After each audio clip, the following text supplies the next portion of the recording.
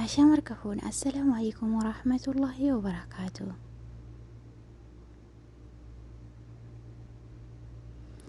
obboleeyyantii karaa gabaabaa fi laafaa ta'e ruuza fooniin akkaataa inni itti dalagamu waliin ilaalla inshaa Allah.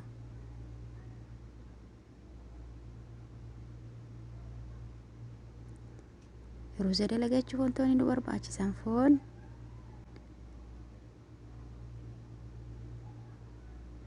timaatimaa fi shunkurtii,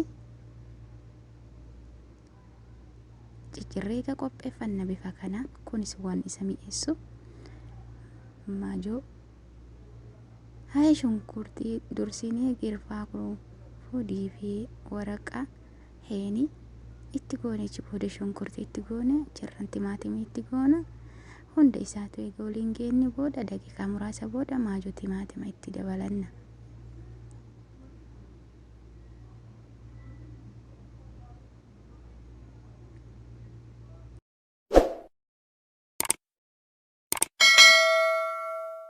hayya akkuma argitan kun salsaadha. salsaa itti daballe salsaa fi eega kana bifa kanaan kashanne dhuma irratti foon itti daballa. foon itti daballe waliin geenne bahaarata yookiin mi'eessituu gosa garaagaraa itti edaana. innis filfil aswad, kammuuna, baharaat mushakkal kanneen eegetti doofne xiqqoo waliin kashanne booda bishaan itti daballa. achi booda itti qadaan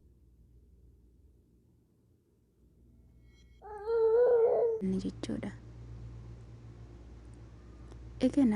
eegitti qadaannee ruuza keenya baay'ee sirritti akka bishaan isaa taliila ta'utti sirritti eega dhiqannee qopheeffannee booda bishaanin zafazafnee kaayyanna.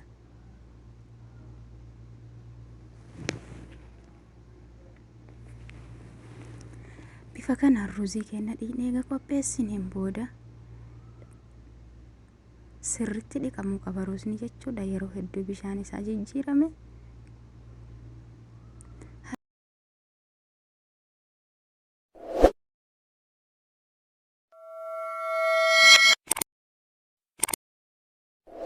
baay'ee bifa kanaan qopheessine boodarra daqiiqaa 20 foon eega ture booda ruuzni itti dabala.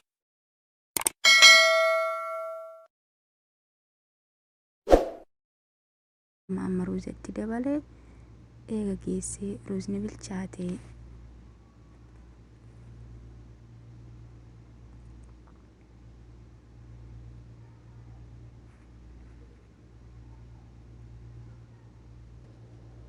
hayya obboleeyyantiyaa viidiyoo fi adeemsi ruuza itti dalagamu yoo dasisin jedhe chaayinaala kiyya sabiskiraabii gochuun maatii chaayinaala kiyyaa ta'uu hin dagatinaa. hayya obboleeyyan qaqqaalii isin gammachiisa jedheeti yaada. akkasumas viidiyoo yoo dasisin jedhe laayikii gochuun gaafii yoo qabaattan koomentii akkasumas gorsas yaadas yoo qabaattan karaa koomentii keessaniitiin nu beeksisuu dandeettu.